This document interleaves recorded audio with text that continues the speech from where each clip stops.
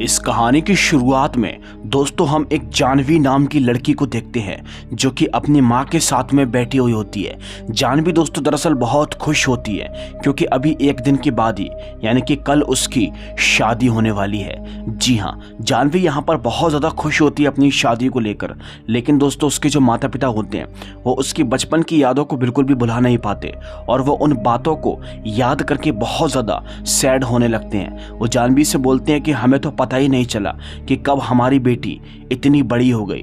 दरअसल दोस्तों बचपन में जानवी के माता पिता हमेशा काम में लगे रहते थे, उन्होंने अपनी बेटी पर ठीक तरीके से गौर भी नहीं किया। इसीलिए जानवी का सारा बचपन उसकी दादी और उसके खिलौनों के साथ में बीता है। जी हाँ दोस्तों, बट कुछ ही देर के बाद जानवी अपने माता पिता को संभाल लेती है और उन्हें दोबारा किससे खुश कर देती है। वो बोलती है कि ये सब कुछ चलता रहता है, शादी के बाद भी मैं अपने घर आते जाते रहा करूंगी। वेल गाइस, फिर तभी हमको अगले ही सीन में दिखाया जाता है जब जानवी अपने कमरे के अंदर जाती है तो उसके कमरे के अंदर हम देखते हैं एक घोड़े जैसे दिखने वाले एक अजीब से दोस्तों शैतान जैसे एक दानव को। इसको दोस्तों आप कुछ भी बोल सकते हो। ये दरअसल बचपन में जानवी के साथ में रहा करता था। ये दरअसल दोस्तों बचपन में एक खिलौना हुआ करता था और जानवी बचपन में खिलौने से खेला करती थी। जानवी को खिलौनों से खेलने का बहुत शौक था। बचपन में उसके पास काफी सारे खिलौने थे और वो उनसे बहुत लगाव रखती थी। लेकिन दोस्तों सारे खिलौने एक तरफ और जानवी के पास एक अनोखा खिलौना था जिस खिलौने का नाम टीटू है, जो कि दोस्तों एक खिलौने वाला घोड़ा था। जानवी का ये खिलौना उसके दिल के बहुत करीब था। बचपन में वो सिर्फ एक खिलौना था, लेकिन अभी जाकर वो जानवी से बातें भी करता है। वो पूरी तरह से एक दानव की तरह बन चुका है, आधा जानवर और आधा इंसान। बचपन में दोस्तों ये टीटू नाम का खिलौना उसके साथ में हमेशा खेला करता था। लेकिन अब बात आती है जानवी की शादी की, यानी कि जानवी इस घर को छोड़कर चली जाएगी।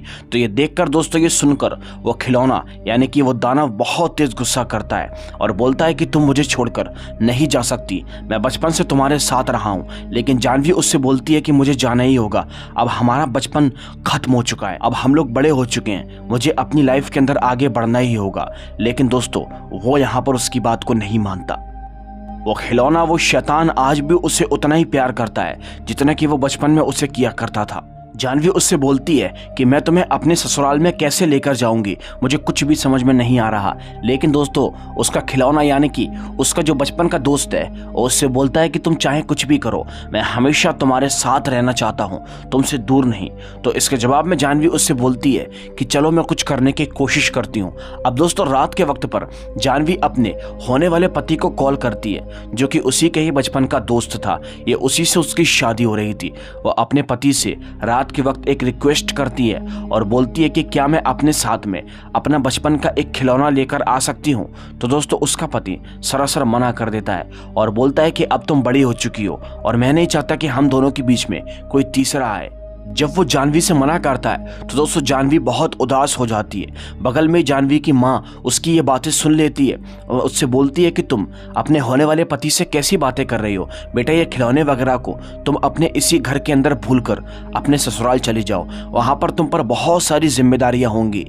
खैर अब दोस्तों जानवी के पास में टीटू को इस घर के अंदर छोड़ने के अलावा और कोई भी रास्ता नहीं था। चाहे इसके लिए वो कुछ भी कर सकती थी, लेकिन अभी वो बहुत ज़्यादा मजबूर थी। वेल गाइस, फिर तभी कहानी शिफ्ट होकर हमको दिखाई जाती है अगले दिन यहाँ पर जानवी की शादी हो रही होती है। उसका पति और सारे परिवार वाले इकट्ठे होते हैं और यहाँ पर दोस्तों पंडित जी इन दोनों की शादी का मंत्र पढ़ा रहे होते हैं। जब जानवी की शादी हो रही थी तो दोस्तों अंदर वो घोड़ा यानी कि वो दानव तड़प रहा था क्योंकि वो जानवी से बहुत प्यार करता था। उसके चीखने चिल्लाने की आवाज बाहर तक आ रही थी। इसीलिए दोस्तों जानवी जो कि अभी शादी कर रही थी वो फौरन ही यहाँ पर अपनी माँ से बोलती है कि मैं बस 2 मिनट में आई। और दोस्तों वो बीच शादी को छोड़कर यहाँ से फौरन ही अपने घर के अंदर भागती है और वो अपने कमरे के अंदर जाती है। कमरे के अंदर जाकर वो देखती है उसका यहाँ पर टीटू बचपन का दोस्त बहुत तेज गुस्सा हो रहा था। इसीलिए जानवी उससे बोलती है कि तुम्हें गुस्सा होने की कोई जरूरत नहीं है, मैं तुम्हें अपने साथ जरूर लेने के लिए आऊंगी 1-2 दिन में, तुम प्लीज गुस्सा मत हो, मैं तुम्हारे साथ जरूर रहूंगी। और दोस्तों इस तरीके से वो उस शैतान को शांत कराती है। अब मैं उसको शैतान क्यों बोल रहा हूं आपको आगे पता चलेगा। जानवी किसी तरह उसे शांत करा के उसे अपने कमरे के अंदर लॉक करके फौरन ही दोस्तों शादी के अंदर वापस आती है। अब दोस्तों इन दोनों की धूमधाम से शादी हो रही थी। जानवी और उसके पति दोनों बहुत ज़्यादा खुश थे। देन जिसके बाद इनकी जब शादी होती है तो शादी के बाद दोस्तों हाल ही जानवी की विदाई हो जाती है, और जैसे उसकी विदाई होती है तो वो अपने पति के साथ में अपने ससुराल चली जाती है। और इधर वो घोड़ा दानव बहुत ज़्यादा तड़प रहा था। जानवी दोस्तों जैसे ही अपने ससुराल जाती है तो आज उसकी सुहाग रात होती है। ये दोनों पति पत्नी आपस में बातें करने की कोशिश कर रहे थे। यहाँ पर उसका पति जानवी से बोलता है कि तुम बचपन में जैसी थी वैसी अब बिल्कुल भी नहीं हो। चलो अच्छा हुआ, कम से कम तुम अपने खिलौनों को अपने मायके में भूल कर आ चुकी हो, वरना तुम अपने खिलौनों के बिना 1 मिनट भी नहीं रह पाती थी। बट दोस्तों उसका पति कहाँ जानता है कि जानवी भले ही अपने खिलौनों को छोड़कर आ चुकी है, लेकिन उसका दिल वहीं अपने मायके में लगा हुआ है, टीटू नाम के उस खिलौने के ऊपर। खैर अब ये दोनों के दोनों अपनी रात को एंजॉय करते हैं, और इधर दूसरी तरफ हमको दिखाया जाता है जानवी के माता पिता को, जो कि अपनी बेटी के जाने के दुख में थे कि अचानक से इन्हीं की बेटी के कमरे से किसी घुर्राने की आवाज़ सुनाई देती है, विच मीन्स कि ये वही दानव था। जानवी के माता पिता फौरन ही उसके कमरे की तरफ बढ़ना शुरू कर देते हैं, और इधर दूसरी तरफ हम देखते हैं जानवी अपने पति के साथ में एंजॉय कर रही थी, बट वो थोड़ी सी यहाँ पर परेशान सी दिख रही थी, वो भी अपने उसी खिलौने को टीटू को लेकर। अब दोस्तों उसका पति उसके करीब आने की कोशिश करता है कि जानवी अचानक से एकदम से उठ जाती है। वो अपने पति से बोलती है कि मैं तो उससे बाय भी बोलकर नहीं आई, मैं उसे ऐसे ही छोड़कर आ गई। अगर गलती से वो उस कमरे से बाहर निकल गया तो वो मेरे माता पिता को नहीं छोड़ेगा। उसका पति उससे पूछता है कि आखिर तुम किसकी बात कर रही हो। तो दोस्तों जानवी उससे बोलती है कि मैं तुम्हें सारी बातें बाद में बताऊंगी, पहले तुम मुझे मेरे घर पर लेकर चलो।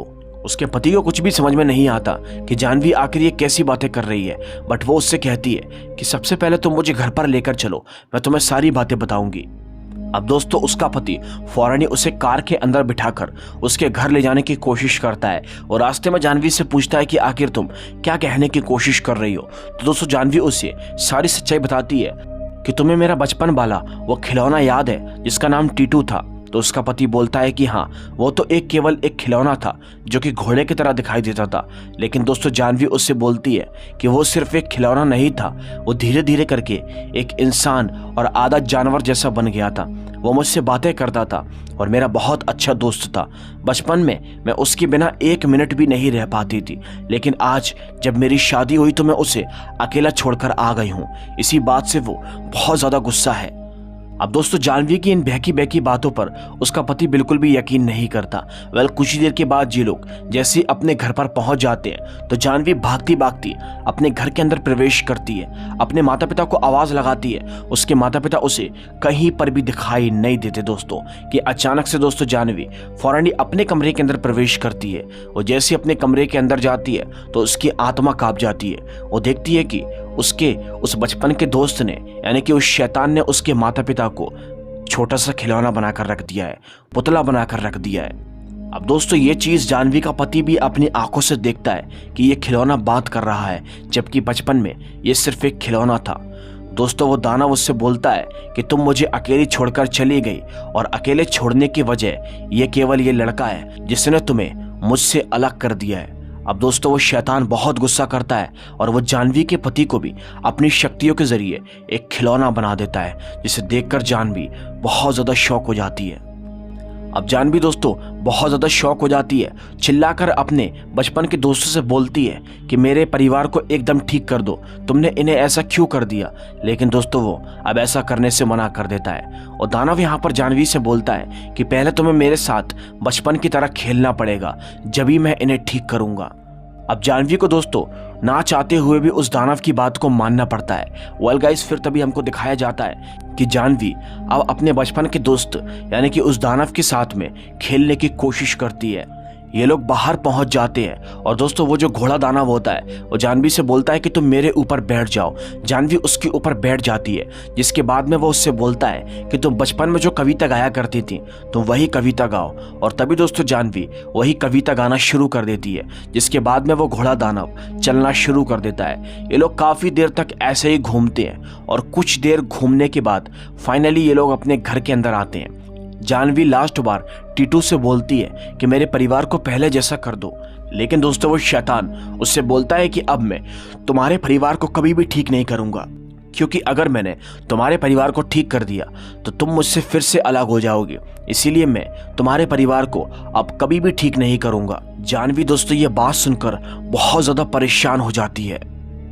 अब जानवी ये सब देख ही रही थी कि अचानक से उसे यहाँ पर कुछ साल पहले की एक बात याद आती है। उसे बात याद आती है कि इसी टीटू नाम के इसके बचपन के दोस्त ने उसे एक हंटर दिया हुआ था जिससे घोड़ों को मारा जाता है। और दोस्तों वही वो हंटर है जिसके जरिए इस दानव, इस शैतान को मारा जा सकता है। इसने बचपन में कहा था कि अगर मैं कुछ बहुत बड़ी गलती कर दूं तो तुम मुझे इसी हंटर से मारना, मैं खत्म हो जाऊंगा।